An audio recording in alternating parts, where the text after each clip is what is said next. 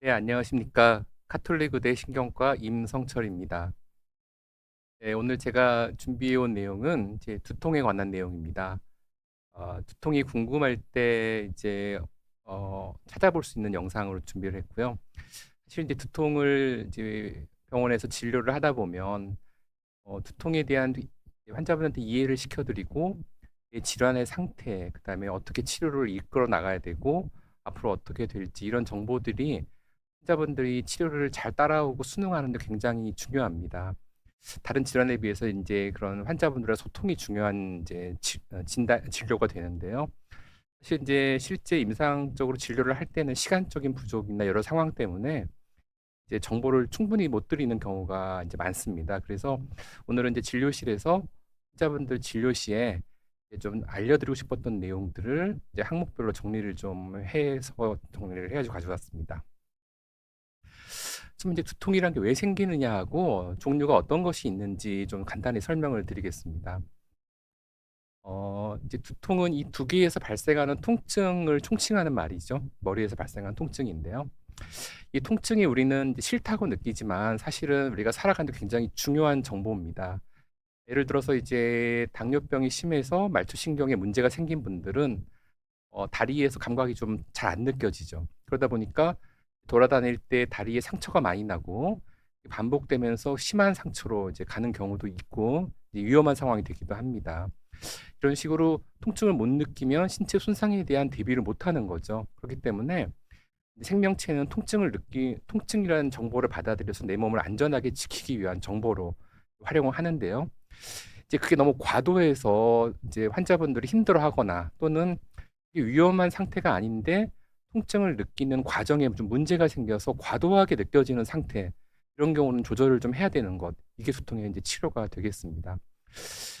통증을 느끼는 이제 뇌의 구조물은 아까 말씀드렸지만 뭔가 안전을 확보하기 위한 정보이기 때문에 중요한 곳을 지키거나 다치기 쉬운 것은 되게 예민하게 되어 있습니다. 우리 몸 자체가. 당연히 두피도 통증을 잘 느끼는 구조물이고요. 그 아래에 있는 뇌를 보호하는 뼈도 통증을 잘 느낍니다. 그리고 뼈 아래쪽에 뇌를 싸고 있는 막도 역시 뇌를 보호하고 있는 구조물로 통증을 잘 느끼게 되어 있고요. 그 사이로 지나가는 혈관이나 신경들도 어떤 정보를 전달해야 되고 영양이나 노폐물을 제거해야 되는 중요한 구조물이니까 그게 손상받으려 하거나 혈관 같은 경우는 터지려 하거나 막히려 할 때 굉장히 심한 통증을 느낄 수가 있습니다. 정작 이 뇌는 통증을 못 느끼는 이제 구조입니다, 사실은. 그래서 이제 방금 말씀드린 이러한 구조물을 통해서 어떤 이제 통증 자극이라는 게 만들어지게 되는데요. 자극이 결국 뇌로 전달이 돼야 우리가 통증이라는 걸 느끼는데 전달되는 길은 두 개에서 보자면 주로 이제 앞면은 3차 신경이라는 신경, 그리고 뒤쪽은 뒤통수 신경, 그리고 이제 목 아래쪽은 경추 상부에서 이제 분지가 나와서 이제 담당하고 있습니다. 그리고 이제 이 머리 약간 이마 뒤쪽부터 해서 이마 쪽, 그다음에 눈, 그다음에 안구의 전면부, 그다음에 이제 치아 위쪽이나 아래쪽, 입 주위, 그다음에 혀의 앞쪽 3분의 1까지 광범위한 영역에서 생기는 통증 자극은 3차 신경이라고 하는 신경을 통해서 뇌로 전달이 되는데요. 굉장히 넓은 영역이고 많은 가지들이 있기 때문에 모여서 들어가는 이 중심부 신경이 굉장히 두껍습니다. 그래서 12개의 뇌신경 중에 다섯 번째 신경인데 뇌신경 중에 가장 두꺼운 신경으로 되어 있습니다. 뒤통수 쪽은 이렇게 들어가게 되어 있고요. 그래서 이제 이렇게 들어간 정보는 뇌 안쪽에 이 정보를 받아들이는 핵이 들어 있는데요. 이제 처리하는 곳이죠. 그 처리하는 곳이 이 척추 상부부터 해서 이제 여기 이제 연수, 그다음에 이제 중간내 상부까지 이렇게 광범위하게 이렇게 걸쳐져 있고요. 여기서 이제 2차 신경, 이제 말초에서 뇌까지 들어오는 게 1차 신경이었고 시작해서 뇌로 전달되는 2차 신경이 시작되는 부위입니다. 2차 신경은 뇌로 들어가는 길에 시상이나 시상 하부를 통해서 어떤 감정이나 또는 어떤 기억에 대한 어떤 느낌 이런 것들을 만들어내기도 하고요. 이게 이제 통증을 담당하기는 이제 감각신경 영역으로 올라가서 통증을 이제 느끼게 되는 것이죠. 이렇게 통증을 이제 유발하는 구조물들을 알았는데요.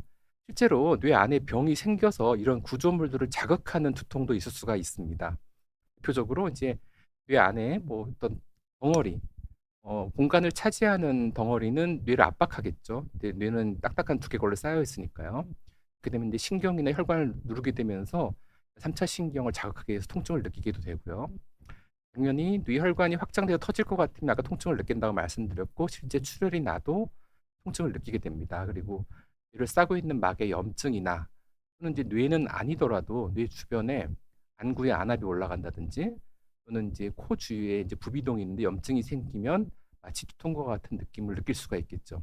그래서 이런 어떤 다른 질환에 의해서 뇌의 통증을 담당하는 구조물이 자극이 돼서 내가 통증을 느끼는 거는 2차성 두통이라고 합니다. 이제 여러 강의에서 응급실로 내원해야 될 위험한 두통은 대부분 이런 이야기들에 대한 강의들일 것입니다. 이거는 병에 의한 것이기 때문에 두통은 증상일 뿐이에요. 이제 치료는 그걸 유발하는 이런 질환들을 치료를 해야 되는 가끔은 응급이 있는 상황들입니다. 하지만 이제 1차성 두통이라고 하는 거는 이 두통이 질환명입니다. 다시 말해서 두통을 일으키는 다른 원인이 특별히 없습니다. 없다는 건 검사상 특별한 게 문제가 없다는 거죠. 그런데 환자분은 통증을 느끼는 상태. 이게 이제 1차성 두통입니다. 오늘은 1차성 두통에 대해서 주로 이제 이야기를 할 거고 그중에서 편두통에 대해서 주로 이야기를 할 생각입니다. 너무 광범위하죠. 전부 다 이야기하기에는. 그래서 1차성 두통에 한해서 이야기를 해보려고 합니다. 1차성 두통 중에서는 가장 흔한 게 긴장형 두통입니다. 하지만 병원에 가장 많이 오는 두통은 편두통입니다. 그 이유는 긴장형 두통은 우리가 1에서 10까지 통증을 보자면 보통 3점 이하 정도로 심하게 느끼지는 않으세요, 환자분들이. 그래서 아플 때 자가치료, 진통제를 사 먹거나 좀 쉬거나 하면서 그냥 좋아지면 끝나는 병원에 자주 오지 않기 때문에 환자분들을 병원에서 만날 기회도 줄어들어 있고 그만큼 연구나 이런 치료에 대한 것도 사실은 좀 덜 발달돼 있는 분야긴 합니다. 가장 많이 오는 건 편두통입니다. 그 이유는 편두통은 통증의 강도가 중등도 이상입니다. 아까 1에서 10까지라 그랬는데 주로 4 이상, 7 정도까지 통증을 이제 호소하는 정도이기 때문에 병원에 오거나 상담을 받고 싶어 하는 경우가 많겠죠. 그리고 이 두통은 뇌에서 이제 당연히 발생하는 두통인데요.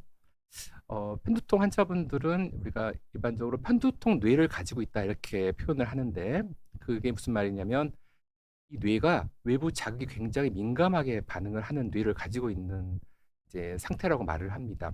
유전적인 게 굉장히 있을 수가 있고 이제 선천적인 게 있을 수가 있다는 거죠. 똑같은 자극이 와도 굉장히 강하게 반응하고 외부 자극을 늘 반응을 계속하기 때문에 과도해지게 좀 되는 상태가 되는 거죠. 과도한 반응이 일어나게 되게 되면 이제 이 뇌 겉질에 이제 혈관과 신경이 이렇게 분포하고 있는데 이 신경에서 과도한 흥분성 물질이 이제 노출이 되겠죠. 그렇게 되면 혈관이 이제 그 신경성 물질 때문에 확장이 되고 후가성이 높아지면서 염증 물질들이 분비되면서 신경의 수용체라든지 신경에 자극을 주는 물질들이 많이 나오게 됩니다. 그러면서 신경에 약한 자극이 와도 더 강하게 반응하게 좀 변화가 일어나게 되는데 이거를 이제 말초 감작이라고 표현하는데요. 그런 과정이 일어나게 되면은 이제부터는 실제 통증이 아닐 수 있는 작은 자극이 와도 강하게 느끼는 거죠. 환자분은 통증을 느끼게 되고요. 그 강한 자극은 또 이 중추, 아까 말씀드린 뇌 쪽으로도 강한 자극을 보내게 되고요. 이 중추에 아까 핵이라고 말씀드린 그 부분에서도 이것과 유사한 중추성 감작이 일어나게 되죠. 그러면 이것도 역시 외부에서 약한 자극이 들어와도 강하게 느낄 수밖에 없는 뇌 상태로 변화가 되죠. 이렇게 편두통성 뇌라는 사람을 가지고 있는 사람이 이러한 과정에 의해서 과도하게 통증을 느끼는 상태로 변화됐을 때 우리는 통증을 느끼는 걸 편두통 통증이라고 보통 말을 하게 됩니다.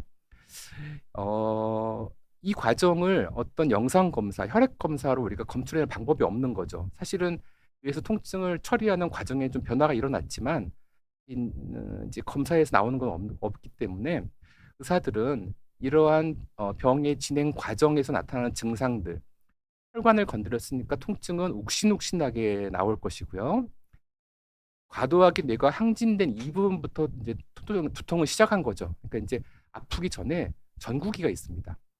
그다음에 전구기를 지나서 아프고 난 다음에는 통증이 예민해졌기 때문에 외부 자극이 굉장히 민감하게 반응해서 소리나 빛, 냄새에 굉장히 잘 반응하는 거죠. 의사들은 이런 것들을 알고 있기 때문에 이러한 항목들을 물어봄으로써 이러한 과정에 맞다고 이제 판단이 되면 우리는 뇌에서 이러한 과정이 일어나고 있구나. 그럼 이런 사람은 편두통일 거야. 이렇게 진단을 할 수밖에 없는 거죠. 그래서 결국은 1차성 두통은 이렇게 두통의 양상에 대해서 자세히 문진을 해야 되고 그걸 통해서 진단할 수 있는 방법밖에 없는 겁니다. 확진 검사가 없습니다. 그 밖에 이제 긴장형 두통 제일 많다고 말씀드렸는데 이거는 두통의 발생 시작점이 근육이라고 생각을 합니다. 근육의 과도한 긴장이 좀 원인이기 때문에 뭐 자세가 안 좋거나 긴장 상태가 오래됐거나 스트레스가 많거나 이런 게 좀 원인이 되겠죠. 근육에서 생긴 통증의 자극은 아까 말씀드린 3차 신경을 통해서 뇌로 들어가 똑같이 자극을 일으키겠죠. 하지만 혈관의 박동성이라든지 뇌가 예민해져서 빛이나 소리, 그다음에 냄새에 대해서 민감해진다든지, 그다음에 아프기 전에 뇌가 과도하게 항진되어 있는 전구기가 없겠죠. 그렇기 때문에 물어봤을 때 그런 답이 안 나올 겁니다. 그러면 우리는 이 사람은 편두통이 아닌 긴장형 두통이 있구나 이렇게 진단을 하는 겁니다. 군발 두통이라는 거는 편두통과 조금 차이점은 정상적인 뇌로 평상시에 살아간다는 거죠. 편두통 뇌는 외부 자극에 민감한 뇌가 계속 가지고 있는 거예요. 내 뇌는 계속 민감한 뇌인 건데 군발 두통은 평상시엔 정상이에요. 근데 어느 시기, 특정 시기가 되면은 아직까지 정확히 모르지만 주로 안구와 그다음에 안구 주변 측두 부분을 담당하는 어떤 뇌 영역이 과도하게 예민해지는 거예요. 그래서 조그만 자극이 들어와도 강하게 느끼게 바뀌어 버리는 거죠. 그것과 더불어서 자율신경을 조절하는 뇌와 희상하부 쪽, 즉 감정을 조절하는 뇌까지 과도하게 흥분이 동시에 일어나는 것으로 돼 있어서 사람들은 그 부위, 눈과 측두 부위에 엄청나게 강한 통증이 일어나면서 그쪽 부분에 자율신경, 특히 부교감 신경의 항진이 일어나서 분비물이 많아지고 충혈이 일어나고, 그다음에 감정을 느끼는 쪽에도 과도하게 항진이 되기 때문에 안절부절 못하고 굉장히 불안해하는 증상을 보이죠. 제가 말씀드린 이런 것도 물어봤을 때 환자분들이 맞아요, 난 그것과 맞아요 한다면 환자분 우리는 군발 두통이라고 진단을 한다는 겁니다. 네, 이제 이렇게 우리가 진단을 하게 되는데 환자가 올 때마다 이제 이거를 순서 없이 물어보고 그다음에 의사별로 다르게 물어봐서 진단이 좀 애매할 수가 있기 때문에 이제 의사들은 모여서 방금 말씀드린 그것들을 항목화했습니다. 그래서 어떤 의사가 환자를 만나더라도 유사한 질문을 통해서 유사한 진단이 내려질 수 있도록 그렇게 이제 항목화해 놓은 거고, 깜빡하고 빠뜨려서 안 물어볼 수 없게 이렇게 진단 기준들을 만들어 놓은 거죠. 전에 말씀드린 편두통은 제가 말씀드린 이제 이런 과도한 항진, 감작, 그 다음에 통증에 예민해진 상태, 박동성, 이게 특징이라고 했죠. 그래서 질문이 박동성이 있느냐, 그리고 아까 말씀드린 4에서 7 정도로 강하냐, 그리고 외부 감각에 예민해져서 빛이나 소리에 대해서 공포, 그걸 느꼈을 때 굉장히 두통이 심해지느냐, 그리고 이렇게 전구기를 통해서 이제 뇌가 감작이 되고 통증이 나오고 다시 감작이 사라지는 이 과정이 거치되기 때문에 금방 생겼다 금방 끝나지 못해요. 그래서 한 4시간 정도는 지나야지 끝날 수 있는 시기가 되고, 일 경우는 72시간까지 가지만 3일을 넘지는 않더라. 이제 이걸 알고 있기 때문에 진단 기준이 이렇게 들어가 있습니다. 그래서 이걸 이제 물어봐서 이제 맞으면 되는 거죠. 특히나 편두통은 편두통 뇌를 가지고 있다고 말씀드렸죠. 그러니까 한 번으로 끝나지 않아요. 반복돼야지만 우리가 그거 뇌라고 인정해 주는 거죠. 그래서 최소한 5번 정도는 발생을 했어야 당신은 편두통성 뇌가 있습니다라고 우리가 인정해 준다. 이런 기준도 들어가 있습니다.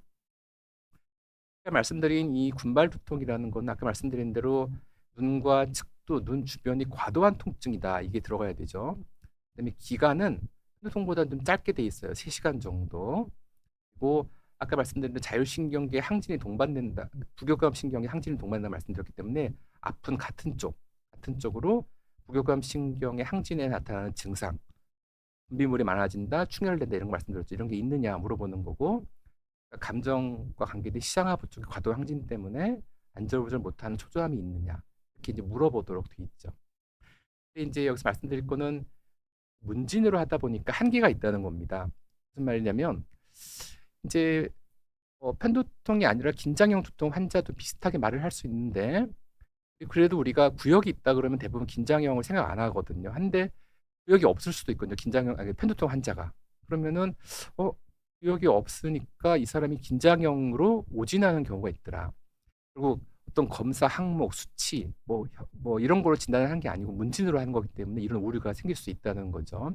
그래서 의사들은 항목에 다 일치하지 않더라도 이제 가능성이 있으면 개연, 저 편두통 개연 편두통이라는 게 있는데 개연성이 있다는 거죠. 가능성이 있다 이렇게 놔두고 결국은 한 번에 진단이 되는 게 아닙니다. 처음에는 이런 방향으로 이런 두통일 거야라고 이제 짐작을 하고 환자분들을 계속 만나가서 계속적인 이런 임상적인 상태를 측정해 가면서 진단이 완성돼 가는 거죠.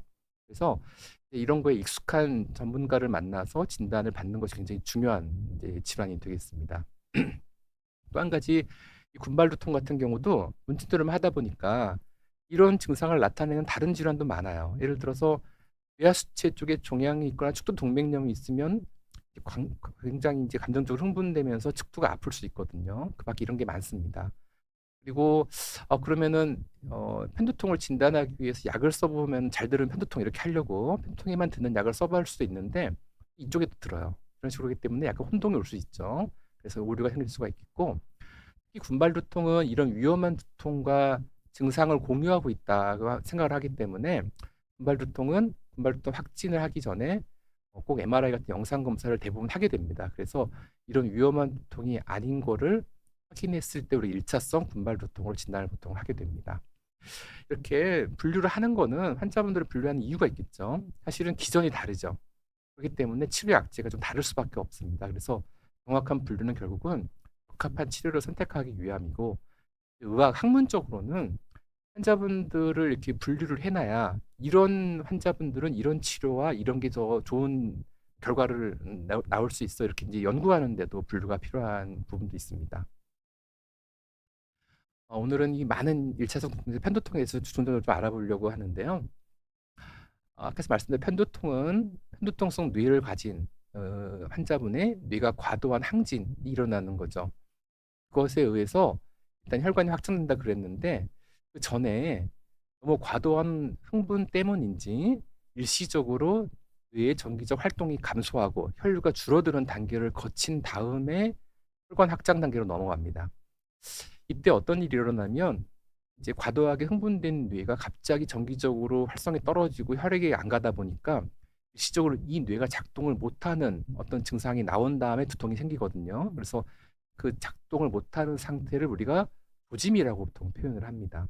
그래서 뇌가 과도하게 항진되어서 두통이 시작되려고 할 때 내가 좀 이상한 느낌이 들거든요. 약간 좀 뭐 불안하다든지 소화가 안 된다, 좀 느낌이 이상하다든지 그런 부분은 전국이라 그래요. 이건 한 이틀까지 갈 수 있는데 그러다가 이렇게 일시적으로 정기적 활동이 감소하면서 뇌 기능이 떨어지는 요 시기가 딱 왔을 때가 이제 조짐기가 됩니다. 이때부터 이제 이 상태로 넘어갈 수밖에 없는 거죠. 조짐기 다음에 과도한 확장, 혈관 확장이 일어나서 물질이 분비되면서 혈관 확장이 일어나서 감작이 일어나는 말초성 감작이 일어나게 되면 통증이 시작되는데요. 통증이 이렇게 이제 올라가게 되는 거죠. 이제 조짐기 때부터.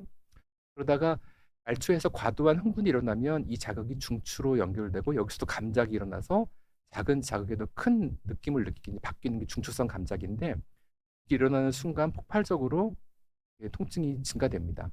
그래서 이제 감작이 이제 해소가 되면서 이제 떨어지는 이러한 과정을 겪게 되고 이 조짐이 있냐 없냐 굉장히 중요합니다. 통증 진단에 있어서 왜 그러냐면은 조짐이라는 거는 혈관이 수축해서 이제 나오는 증상이라고 좀 말씀드렸기 때문에 혈관이 수축해서 나오는 병들, 허혈성 심장 질환, 허혈성 뇌 질환의 발생이 좀 높을 수 있다. 이렇게 이제 알려져 있거든요. 그래서 조짐 편두통과 무조짐 편두통, 조짐이 없는 편두통을 좀 나눠서 진단을 하는 편이고 이 조짐으로 인정을 받으려면 이러한 과정에 의해서 생겨야지만 조짐이에요.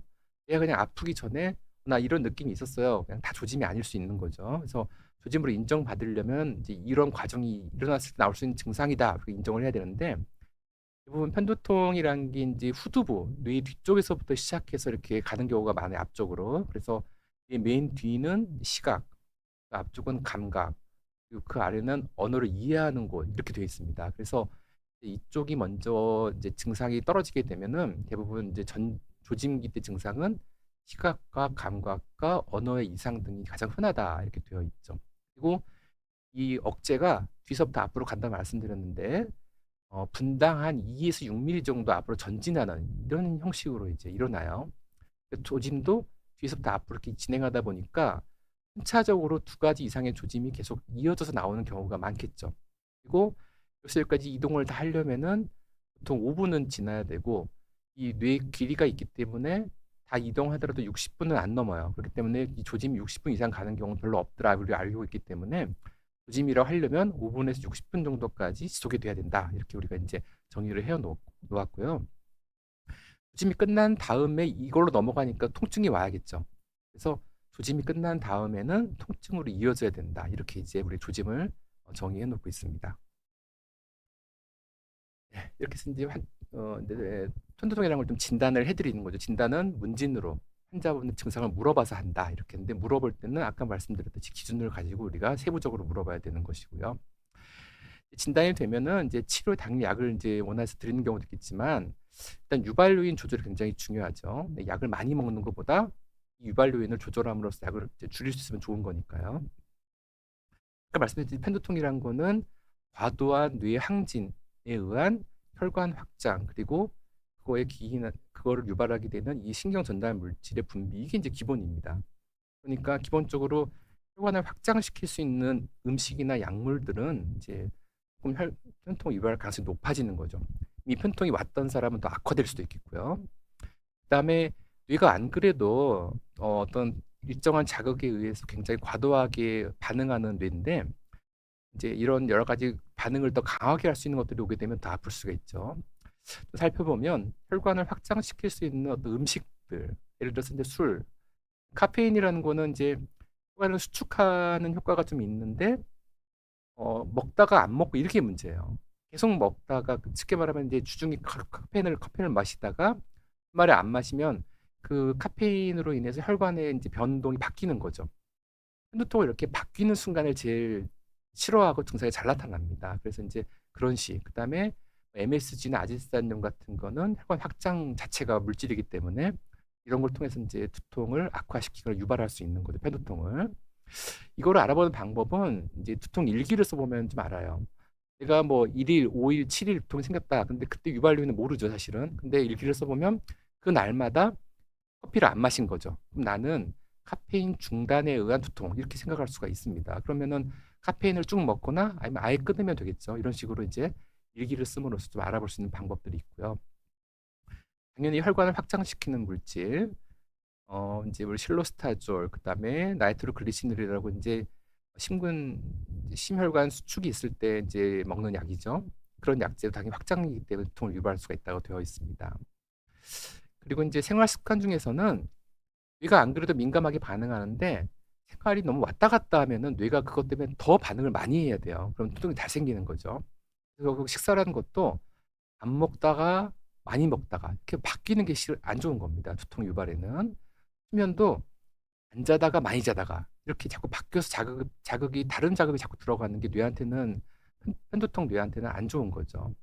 그리고 이제 운동을 하면은 순환이 좋아져서 뇌의 이런 신경 전달 물질의 어떤 이제 제거가 빨라지고 좋습니다. 두통에는. 그런데 운동을 하다가 탈수가 되거나 너무 빛에 강하게 노출되거나 또는 이제 식사를 못하고 이제 해서 혈당이 저하되거나 뭐 이런 것 등이 오게 되면 두통을 유발할 수가 있습니다.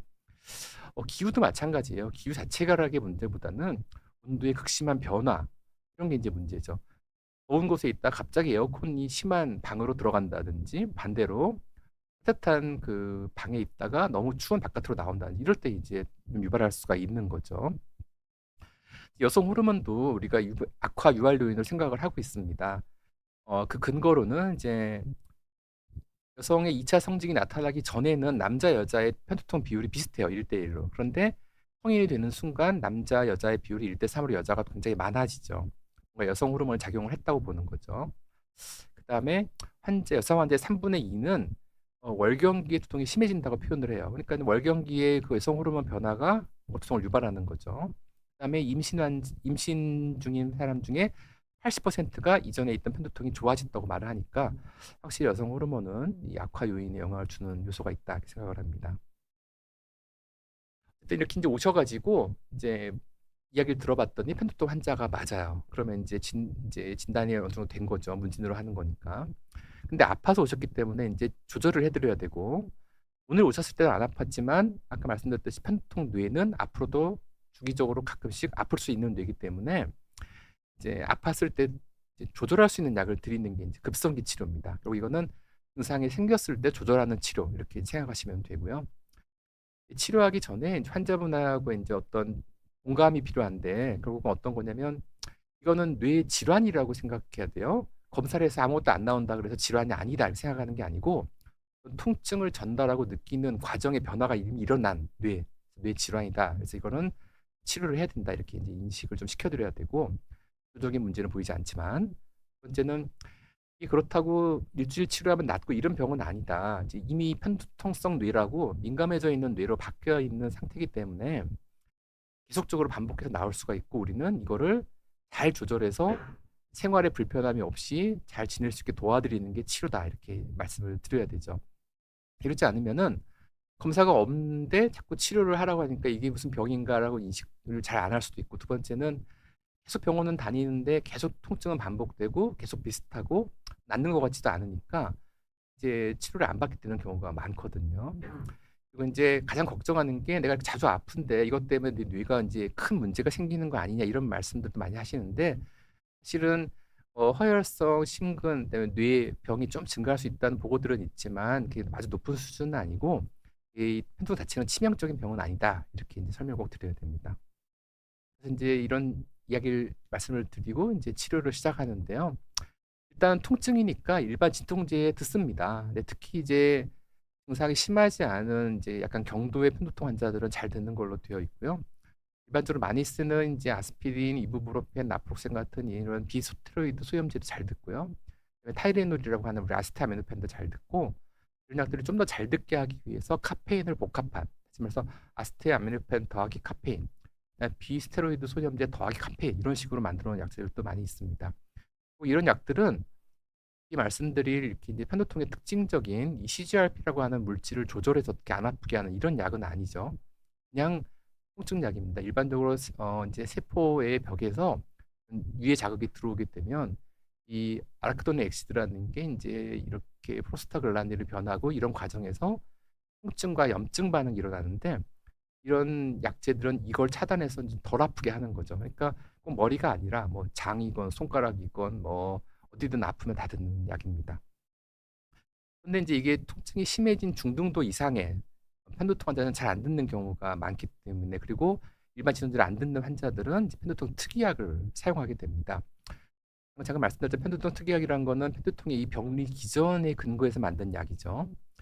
근데 제가 이 부분을 자꾸 설명드렸는데 이 부분을 좀 크게 그려보면 이 삼차신경의 말단, 가는 섬유신경이 있습니다. 여기서 CGRP라고 하는 편도통의 핵심 신경 펩타이드라고 하는 물질이 분비가 되는데요.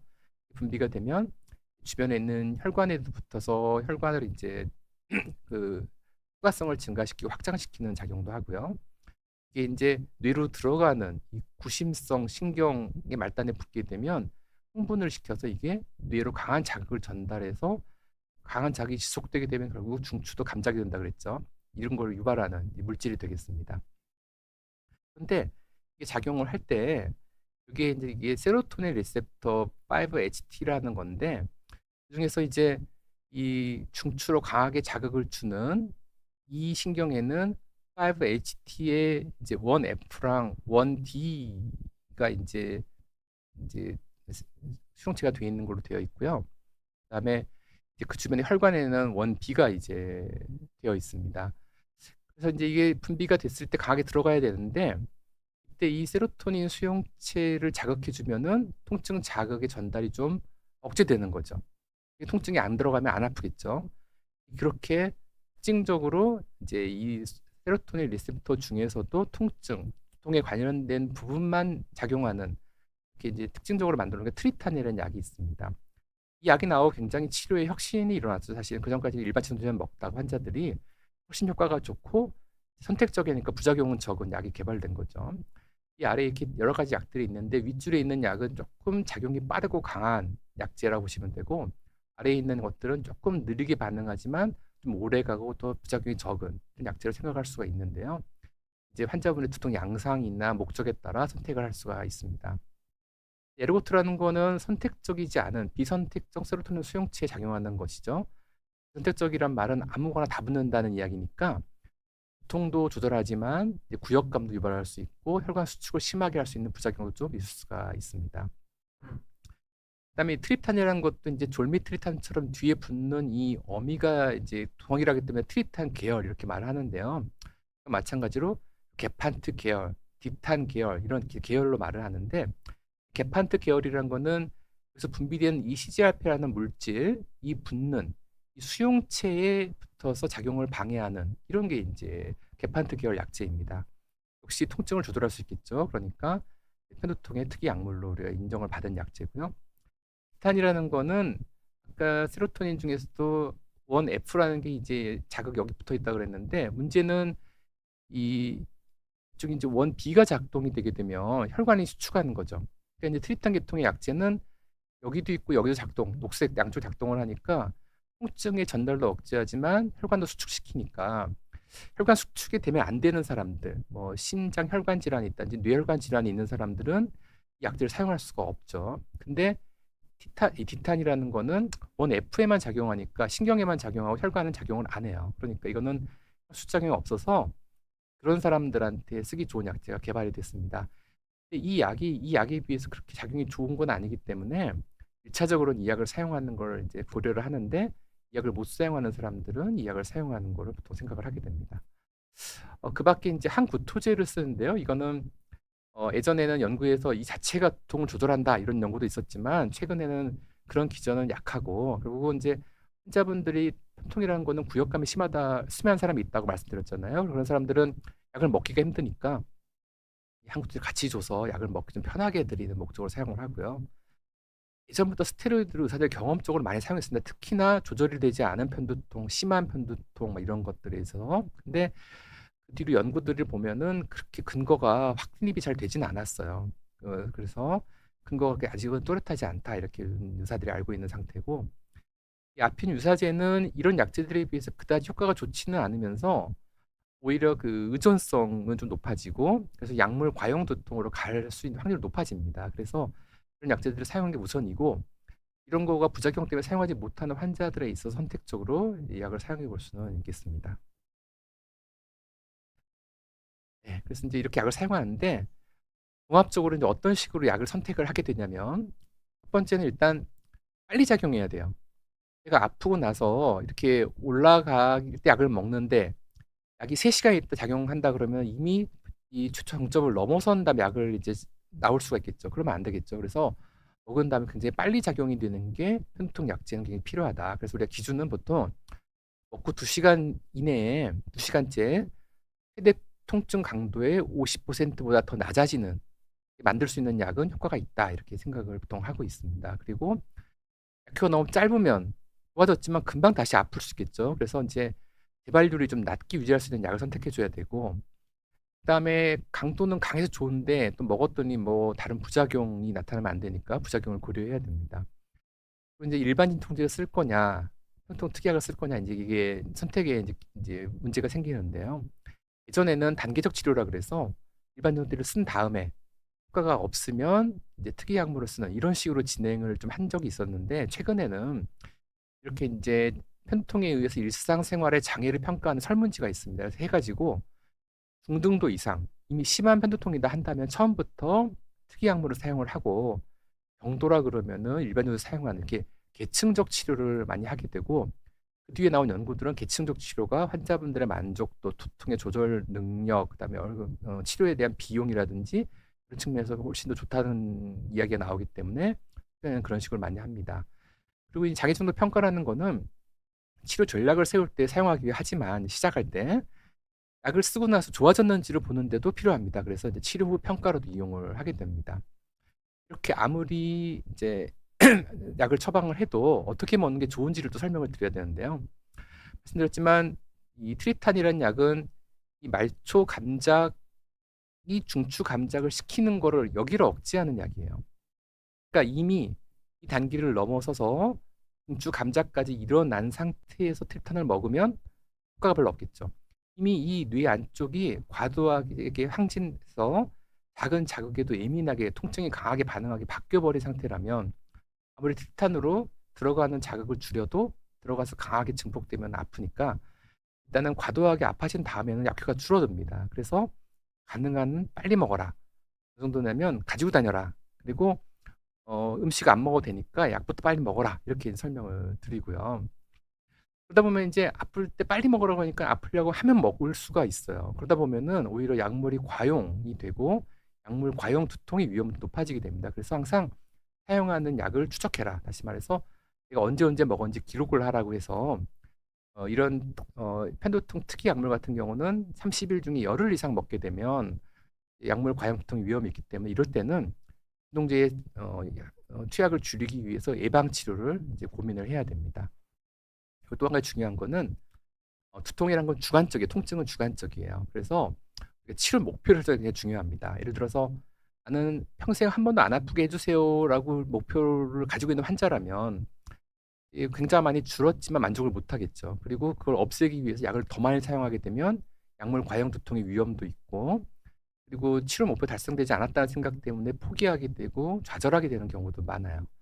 우리가 이제 이 편통이라는 거는 만성 질환이고 생활을 잘 할 수 있게만 해주면 되는 거죠. 그러면은 한 달에 한 10번 아프던 분을 심하게 한 달에 한 2번 정도 그리고 아파도 일상생활이 가능한 정도로 우리가 조절을 해보자 이런 목표를 설정했다면 그 목표는 달성되면 환자도 만족할 거고 더 이상 약물을 변하지 강하게 할 필요가 없는 거죠. 그래서 어떤 기대하는 효과를 설정하고 환자분들한테도 이 정도가 우리가 원하는 목표라는 걸 명확히 해주는 게 사실은 중요합니다. 급성기 치료 잘 되는 분들은 가끔 아플 때면 약을 먹고 지내면 됩니다. 근데 이제 그렇게 치료가 안 되는 분들이 있죠. 결국은 급성기 치료 약만으로는 내 삶의 질이 좋게 회복이 안 되는 환자분들, 그런 환자인데 대부분은 이제 먹어도 빈번하게 아프거나 또는 급성기 약을 먹었더니 부작용이 심해서 못 먹거나 또는 급성기 치료가 주관적이라 말씀드렸으니까 의사가 볼 때는 괜찮은 것 같은데 환자분은 아직도 나 힘들어요 한다 하면은 이런 예방 치료를 좀 고려를 해야 됩니다. 그리고 이제 의사들이 이제 예방 치료의 기준으로 삼는 건 대부분 이제 빈도입니다. 빈도. 얼마나 자주 아프냐 환자분들하고 문진을 했을 때 이래서 만났을 때 그리고 이걸로 결정을 하는데 예를 들어서 이제 정상 생활이 가능한 두통이라도 한 달에 한 6번 이상 아픈 경우 또는 이제 아주 심해가지고 침상 안정이 필요한 두통이 한 달에 3일 이상 있는 이런 정도의 기준이면은 예방 치료 매일 먹는 약을 사용하자 보통 이렇게 생각을 하고 있습니다. 예방약에는 경구 예방약이 먼저 있는데요. 말씀드렸지만은 통증이 시작돼서 이제 이렇게 말초 이제 감작이 일어나서 통증으로 이제 이행되는 요 전 단계에서 조절을 해야겠죠. 그래서 이제 전 단계에서 막는 게 예방약일 텐데 그 대부분 신경의 흥분 단계를 좀 억제하는 이제 약제들이 선택이 되게 됩니다. 사실 이 약제들은 혈통 치료하려고 개발한 약제들이 아니죠. 그 다른 목적으로 개발이 됐는데 사용하다 보니까 이 약을 먹었더니 편도통 빈도가 줄어드네. 이걸 이제 알게 된 거예요. 그래서 이제 편도통 예방약으로 사용하게 된 건데 대부분 보니까 신경의 좀 흥분 억제랑 좀 관계가 있습니다. 이 베타 차단제는 교감 신경을 좀 억제해서 과도한 흥분을 줄여주는 거죠. 대표적으로 이제 프로프라놀 약을 사용할 수도 있겠고요. 항경련제는 뇌의 정기적 흥분성을 떨어뜨리는 약이니까 당연히 좀 도움이 될 수도 있다는 생각이 들 수 있습니다. 대표적으로 발프로익산이라는 것과 토피라메이트라는 약제를 많이 사용하게 되고요. 이제 항우울제는 세로토닌이라는 물질을 조절해 주는 거죠. 세로토닌을 좀 자극하고 분비가 많이 되게 하는 약제들이 많습니다. 아까 말씀드렸듯이 세로토닌 리셉터를 이제 통해서 통증 조절하는 게 편도통의 치료 약제이기 때문에 그런 우울제도 항우울제도 많이 사용을 하게 됩니다. 특히나 이제 3만개 항우울제 중에 메틸트레닌이 의학적 근거가 좀 많은 약제 중에 하나입니다. 그리고 이제 칼슘 통로라는 거는 이게 혈관 세포에 들어가면 혈관을 확장시키고 신경 세포에 들어가면 신경을 흥분시키기 때문에 그걸 억제하는 약제는 플루나리진 같은 것도 포함이 되고요. 예방 약제. 항고혈압자 중에서는 이제 칸델살타 같은 약제도 예방 효과가 있는 것으로 알려져 있습니다. 이런 약제를 써서 이제 예방을 하게 되는데요. 이런 약제는 말 그대로 이제 편통에 특이하게 만든 약은 아니죠. 그러니까 효과가 좀 아주 좋지는 않았습니다. 10년 전쯤에 이제 보톡스라는 게 예방 치료에 이용이 됐는데, 어, 만성 편두통의 예방 치료로 인정을 받은 약제입니다. 우리가 이제 통 치료를 위해서는 이 부위에 31군데에 보톡스를 놓게 돼 있고요. 여기가 뇌의 뼈인데 뼈 바깥에 피부 아래에 놓겠죠. 피부 아래에 있는 근육층에 놓는 게 미용 보톡스라면 그 근육 위층, 피부와 근육 사이에 피하에다가 놔주는 게 이제 폐두통 예방을 위한 보톡스 치료입니다. 거기다 놓게 되면 신경 말단으로 보톡스가 이제 흡수가 돼요. 그러면 그 보톡스라는 물질은 신경을 타고 이제 구심성, 중심 쪽으로 계속 이동해 갑니다. 그래서 이제 중추신경과 맞닿는 이제 핵과 맞닿는 부위까지 이제 진출을 하게 되고 이동을 하게 되고 여기서 이제 신경의 중추성 감작을 일으키는 신경 펩타이드인 CGRP 같은 물질의 분비를 억제해 주죠. 그래서 이제 중추 감작을 억제해 주는 기능이 있어서 예방이 되는 겁니다. 그래서 단순히 피부를 어떻게 뭐 신경을 어떻게 좀 무디게 만들어서 하는 게 아니고 감작을 치료하는 약제다 이렇게 알려져 있고요. 이거는 3개월마다 한 번 맞기 때문에 매일 먹는 경구 예방약이 잘 안 먹었던 사람들은 굉장히 편하죠. 매일 먹으라 그랬는데 오늘 갔더니 3개월에 한 번 보톡스 맞으면 된다고 하니까 그래서 흥도가 나빴던 사람들한테 좀 효과가 좋을 수 있습니다. 그리고 먹는 약이 부작용이 많았던 사람 효과가 좋겠죠. 근데 이제 문제는 가운데만 보톡스를 놓으니까 이 눈꼬리 쪽은 보톡스를 안 맞게 되면서 이제 과도하게 움직이니까 사무라이처럼 눈이 된다든지 눈꺼풀이 처지는 이제 보톡스의 부작용은 좀 올 수가 있습니다. 다음 주사 치료제는 이제 아까 말씀드린 편두통의 특이적인 약제인데요.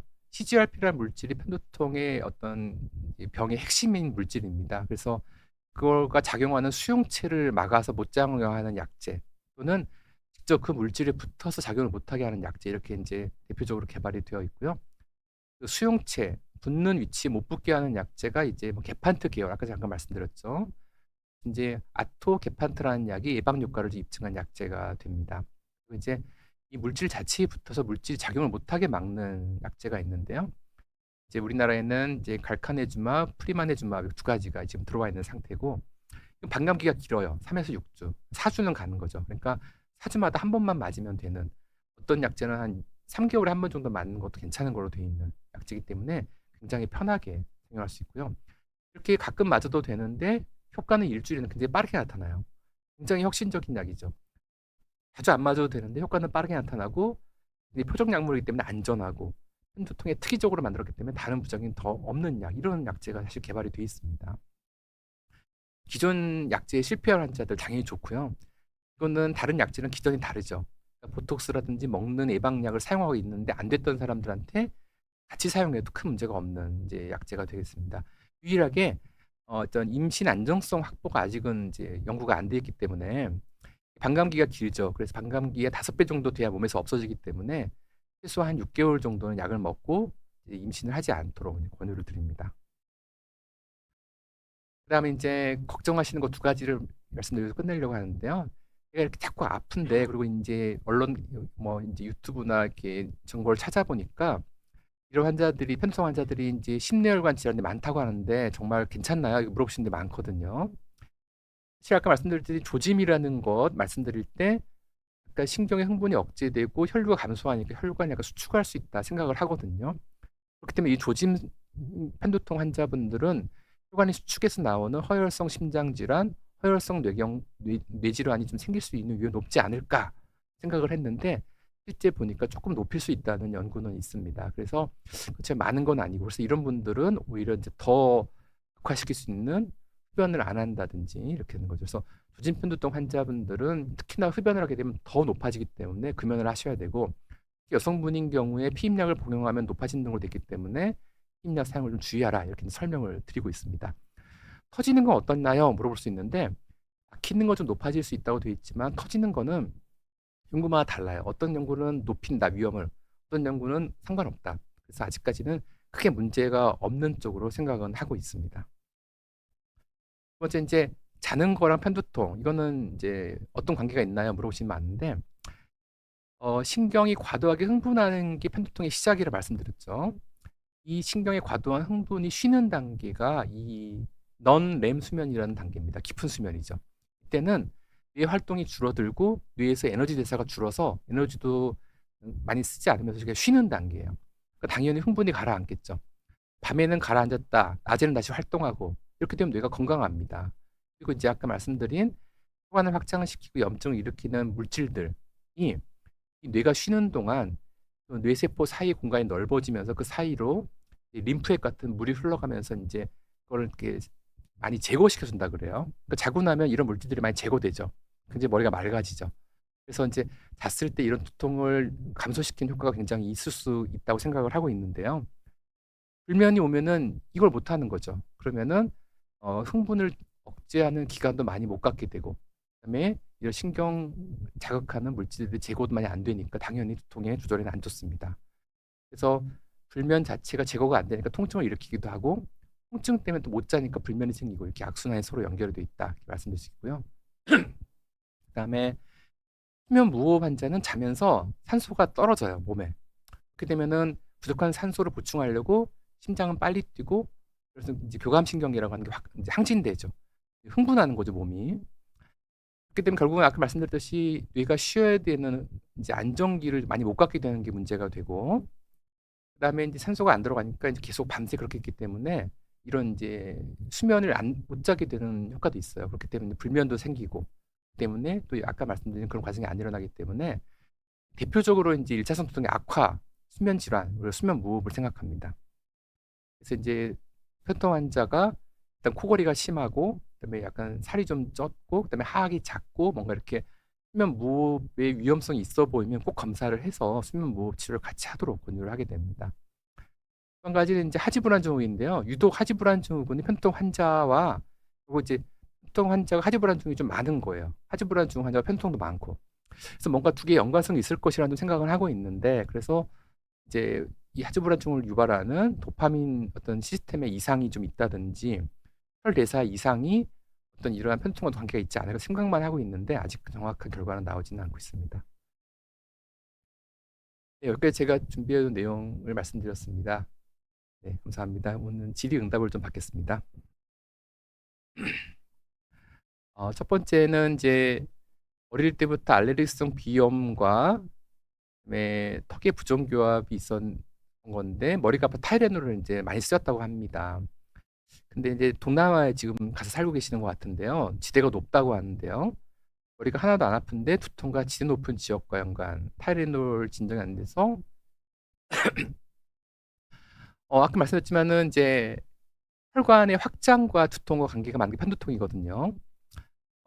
근데 이제 지대가 높다는 것 때문에 뭐 기압이 낮아서, 그다음에 이제 압력이 좀 낮아져서 혈관의 확장성이 좋아지고, 뭔가 좀 이런 게 연관이 있을 수도 있겠고, 또는 이제 환경적인 게 영향이 많거든요. 그러니까 이제 우리나라에 있을 때는 편두통을 유발할 만한 아까 말씀드린 뭐 약물이나 음식이나 기후나 여러 가지가 좀 문제가 있었다면, 동남아는 그런 게 좀 없을 수도 있는 거고요.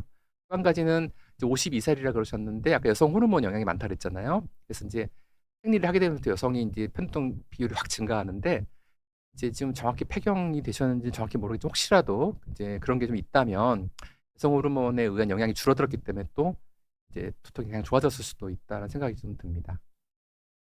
네, 이제 권희님이 가끔 머리가 아픈 증상이 종종 있어 상담드립니다. 머리가 아프면 타이레놀 먹어도 상관은 없나요? 말씀드렸지만 이제 타이레놀이 가장 안전하죠. 위장장애도 없고, 그리고 통일을 할지라도 타이레놀을 잘 듣는 환자분들이 있어요.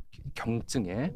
그런 분들은 당연히 그 약 먹고 지내면 되는데, 문제는 이제 그 약의 빈도입니다. 그래서 말씀드렸지만은 타이레놀 같은 경우는 한 달 30일 중에 15일 이상 먹게 되면 약물 과형 두통이라는 오히려 통증이 심해지는 결과들이 나올 수 있거든요. 그래서 드시는 날짜를 이제 세어 보셔가지고, 타이레놀이 한 달 30일 중에 15일 이상 먹는다, 그러면 타이레놀 조절하면 안 되는 분이에요. 뭐 예방약을 먹든지 아니면 다른 약제로 바꿔야 되니까 상의를 한번 해보시면 좋겠습니다. 블루레몬 에이드님은 목근육이 자주 뭉치고 밖에 오래 있다 집에 들어가면 머리 양옆이 조일 듯이 아프고 눈알이 튀어나올 듯이 아프기도 합니다. 신경과 치료해야 될까요? 약을 먹나요? 타이레놀 가능할까요? 이제 아까 말씀드렸지만 이제 진단 기준이라는 게 있다 그랬죠. 어떤 두통은 어떤 문제 때문에 발생하니까 증상이 이럴 거야, 우리 의사들이 알고 있기 때문에 그걸 이제 진단 항목으로 만들어 놨는데, 그걸 다 들어봐야 진단을 좀 할 수가 있습니다. 지금 이제 주신 정보로만 보자면 조금 부족한데, 일단 정리를 해보면 양쪽이죠. 그리고 박동성이 아니고 조일 듯이 아프다. 그리고 뭔가 이제 전조라든지 뭐 이런 게 좀 명확히 말씀하지 않은 것 같고, 아플 때 소리나 빛에 예민하지 이런 것도 말씀 안 주셨는데, 그것만 들어보자면 편두통이 아닐 수도 있겠다는 생각이 들고, 그냥 긴장형 두통, 양쪽 관자놀이, 목 근육 이런 식으로, 그런 경우는 스트레스나 근육의 긴장이 원인이고, 당연히 타이레놀 먹고 조절이 되면 큰 문제가 없는 두통인 경우가 많습니다. 그래서 꼭 그 어떤 검사가 필요해야 될지까지는 저걸로 봐서는 좀 모르겠지만 아닐 수도 있겠다는 생각이 들고 긴장형두통도 예방약이 있긴 합니다. 많이 할 때는. 그렇지만 편통만큼 많이 쓰진 않기 때문에 타이레놀 조절 잘 되신다면 크게 문제는 없을 것으로 생각은 듭니다. 네, 시간이 다 된 것 같습니다. 여기까지 질문을 받고 오늘 방송을 마치도록 하겠습니다. 네, 감사합니다.